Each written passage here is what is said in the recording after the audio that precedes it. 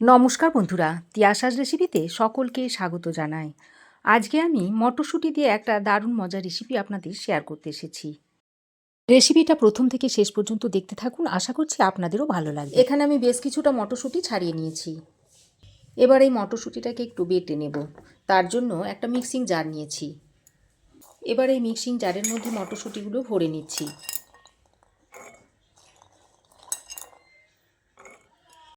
এবার এই মটরশুঁটির মধ্যে দুটো কাঁচা লঙ্কা দিয়ে দিচ্ছি, আর দিয়ে দিচ্ছি এক মুঠো মতো ধনেপাতা।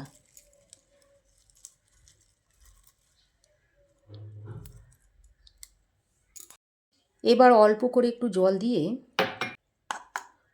ধনেপাতা, কাঁচা লঙ্কা আর মটরশুঁটিটাকে বেটে নেব। তো দেখুন, মটরশুঁটি, ধনেপাতা আর কাঁচা লঙ্কাটাকে আমি এইরকম একটু আধ ভাঙা করে বেটে নিয়েছি। খুব মিহি করে বাটলে কিন্তু হবে না। এবার আমি এই মটরশুঁটির পেস্টটাকে একটা বাটিতে ঢেলে নিচ্ছি।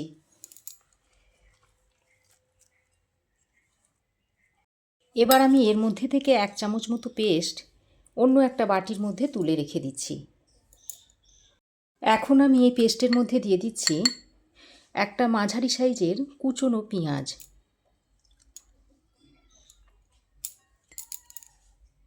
এবার দিয়ে দিচ্ছি অল্প একটু হলুদের গুঁড়ো, সামান্য একটু ঝাল লঙ্কার গুঁড়ো দিয়ে দিচ্ছি, আর একটু জিরের গুঁড়ো দিয়ে দিচ্ছি। এবার স্বাদ মতো একটু নুন দিয়ে দিচ্ছি। আর এখানে আমি বেসন নিয়েছি। এই বেসন থেকে 3 চামচ পরিমাণ বেসন এর মধ্যে দিয়ে দিচ্ছি।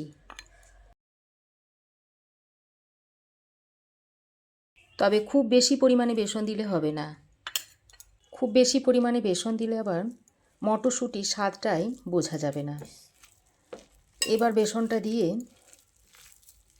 মটরশুঁটির পেস্টের সঙ্গে ভালো করে মিশিয়ে নিচ্ছি। মটরশুঁটির কচুরি, পরোটা তো অনেক খেয়েছেন, এইভাবে একবার মটরশুঁটির রেসিপিটা তৈরি করে খেয়ে দেখুন। তো মিশ্রণটাকে আমি মেখে নিয়েছি। এবার এই মিশ্রণটাকে এখন এক সাইডে রেখে দিয়ে এবার আমি গ্যাস অন করে একটা কড়াই বসিয়ে দিয়েছি। তারপর এর মধ্যে পরিমাণ মতো একটু জল দিয়ে দিচ্ছি। এবার আমি এই জলের মধ্যে একটা বড় সাইজের টমেটো দিয়ে দিলাম, কয়েক কোয়া রসুন দিয়ে দিচ্ছি, এক টুকরো আদা দিয়ে দিচ্ছি, একটা ছোট দেখে তেজপাতা দিয়ে দিলাম, আর দিয়ে দিচ্ছি কয়েকটা গোটা গরম মশলা। এর মধ্যে আছে এলাচ, লবঙ্গ, দারচিনি, আর একটা মিডিয়াম সাইজের পেঁয়াজ দিয়ে দিচ্ছি। এবার আমি একটা ছিদ্রওয়ালা পাত্র নিয়েছি। সেই পাত্রটা এইভাবে কড়াইয়ের উপরে বসিয়ে দিচ্ছি। এবার আমি মটরশুঁটির যে মিশ্রণটা তৈরি করে রেখেছিলাম সেই মিশ্রণ থেকে এইভাবে অল্প অল্প নিয়ে এরকম বড়ার আকারে দিয়ে দিচ্ছি। আর আমি একটু ছোট সাইজের বড়ার আকারে দিয়ে দিচ্ছি। আপনারা চাইলে বড় আকারেও দিতে পারেন। আর বড়াগুলো একটু ফাঁক ফাঁক করে দেবেন, তা না হলে স্টিম হওয়ার পর বড়াগুলো একটু ফেঁপে উঠবে। তো দেখুন, সব বড়াগুলো আমি দিয়ে দিয়েছি। এবার একটা ঢাকনা লাগিয়ে 4 থেকে 5 মিনিট মতো এইভাবে ভাপে সেদ্ধ করে নেব। তো দেখুন, 4-5 মিনিট পর আমি ফিরে এসেছি। আর বড়াগুলো দেখুন কতটা ফুলে উঠেছে, আর দেখুন ভালোভাবে সেদ্ধ হয়ে গেছে। এখন আমি এটাকে নামিয়ে ঠান্ডা করে নেব, তারপর এটাকে তুলে নেব। আর এদিকে দেখুন টমেটো, পেঁয়াজ, রসুন, আদা সবই সেদ্ধ হয়ে গেছে। এগুলো আমি একটা ছাঁকনার সাহায্যে ছেঁকে এইভাবে তুলে নিচ্ছি। তারপর যে বাকি জলটা রয়েছে এই জলটাকে আমি একটা অন্য পাত্রে ঢেলে রেখে দিচ্ছি, পরে রান্নাতে ব্যবহার করব। এবার আমি যেগুলো সেদ্ধ করে নিয়েছিলাম সেগুলো হালকা একটু ঠান্ডা হয়ে গেছে। এখন টমেটোর খোসাটাকে আমি ছাড়িয়ে ফেলে দিচ্ছি।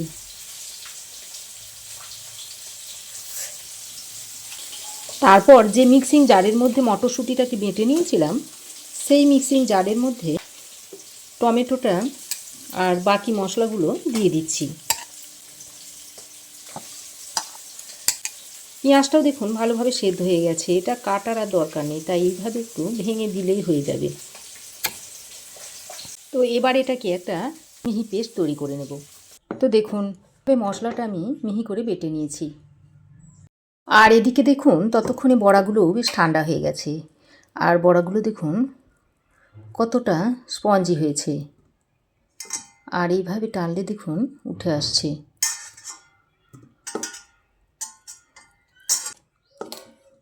তুলে একটা পাত্রে রেখে দিচ্ছি। এবার আমি আবারও গ্যাস অন করে কড়াই গরম করে নিয়েছি। তারপর এর মধ্যে দিয়ে দিচ্ছি 2 চামচ মতো সর্ষের তেল। তেল ভালোভাবে গরম হয়ে এলে এর মধ্যে 1/2 চামচ মতো গোটা জিরে দিয়ে দিচ্ছি। আর একটা শুকনো লঙ্কাকে ফাটিয়ে দিয়ে দিচ্ছি। এবার ফোড়নটাকে কিছুক্ষণ ভেজে নিচ্ছি। ফোড়নটা কিছুক্ষণ ভেজে নিয়ে এবার যে বাটা মশলাটা তৈরি করে রেখেছিলাম সেটা এর মধ্যে দিয়ে দিচ্ছি। সঙ্গে মিক্সিটা ধুয়ে একটু জলও দিয়ে দিচ্ছি। তারপর এখানে দিয়ে দিচ্ছি 1/2 চামচ মতো হলুদ গুঁড়ো। একটু যাতে কালার আসে সেই জন্য দিয়ে দিচ্ছি 1/2 চামচ মতো কাশ্মীরি লঙ্কার গুঁড়ো। আর দিয়ে দিচ্ছি 1/2 চামচ মতো জিরে গুঁড়ো। এখন স্বাদ মতো নুনটা দিয়ে দিচ্ছি। তারপর সব কিছুকে একসঙ্গে ভালো করে নেড়েচেড়ে মিশিয়ে নিচ্ছি। যতক্ষণ না মশলা থেকে তেল ছেড়ে না আসছে ততক্ষণ পর্যন্ত মশলাটাকে এইভাবে একটু কষিয়ে যাব। এখন আমি একটা ঢাকনা লাগিয়ে মশলাটাকে খুব ভালো করে 2-3 মিনিট মতো কষিয়ে নিচ্ছি। 2 মিনিট মতো মশলাটাকে ঢাকা দিয়ে আমি কষিয়ে নিচ্ছি। আর মশলা থেকে দেখুন কত সুন্দর তেল ছাড়তে শুরু করেছে। এবার আমি আরও একবার মশলাটাকে নেড়ে চেড়ে মিশিয়ে নিচ্ছি। তারপর আমি এখানে যে মটরশুঁটির পেস্টটা তুলে রেখেছিলাম সেটা এর মধ্যে দিয়ে দিচ্ছি। এবার আমি যে মশলা সেদ্ধ জলটা রেখে দিয়েছিলাম সেটা এখানে দিয়ে দিলাম। দিয়ে আবারও সব কিছুকে একসঙ্গে ভালো করে কষিয়ে নিচ্ছি। আর এইভাবে যদি কষিয়ে নেওয়া হয় তাহলে মটরশুঁটির কাঁচা গন্ধটাও চলে যাবে আর মশলার ফ্লেভারটাও মটরশুঁটির পেস্টের সঙ্গে ভালোভাবে মিশে যাবে। আর মশলা সেদ্ধ যে জলটা দিলাম সেই জলটা দেওয়ার কারণে তরকারির ফ্লেভারটা কিন্তু দুর্দান্ত হবে। তো দেখুন সব কিছুকে একসঙ্গে ভালো করে নেড়েচেড়ে আরও কিছুক্ষণ মিশিয়ে নিয়েছি। এবার আমি এর মধ্যে 1/2 কাপ মতো জল দিয়ে দিচ্ছি। খুব বেশি জল আমি ব্যবহার করব না, যেহেতু তরকারিটা একটু মাখো মাখো হবে তাই 1/2 কাপ মতো জল দিলেই হবে।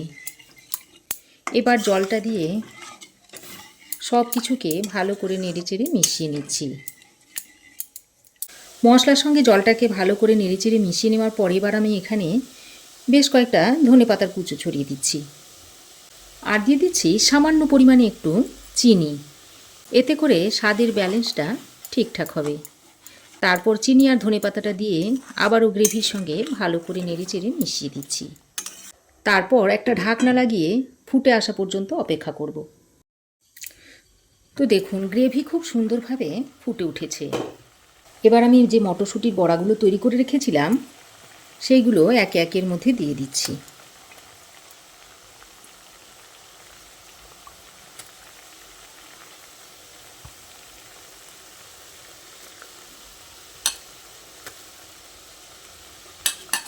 সব বড়াগুলো দেওয়া হয়ে গেলে গ্রেভির সঙ্গে বড়াগুলোকে একবার ভালো করে নেড়েচেড়ে মিশিয়ে নিচ্ছি।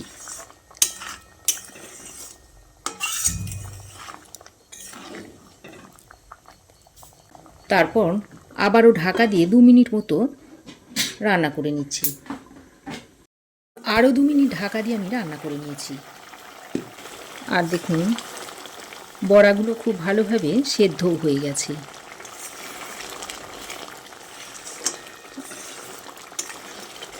সব শেষে অল্প একটু ঘি দিয়ে দিচ্ছি। তারপর আরও একবার হালকা হাতে নেড়েচেড়ে মিশিয়ে নিচ্ছি। এখন রেসিপিটা সার্ভ করার জন্য একেবারেই রেডি হয়ে গেছে। আরও 2-3 মিনিট স্ট্যান্ডিং টাইমে রাখার পর রেসিপিটা আপনাদের সার্ভ করে দেখাচ্ছি। এবার আমি এই রেসিপিটায় একটা পাত্রের মধ্যে সার্ভ করে আপনাদের দেখাচ্ছি।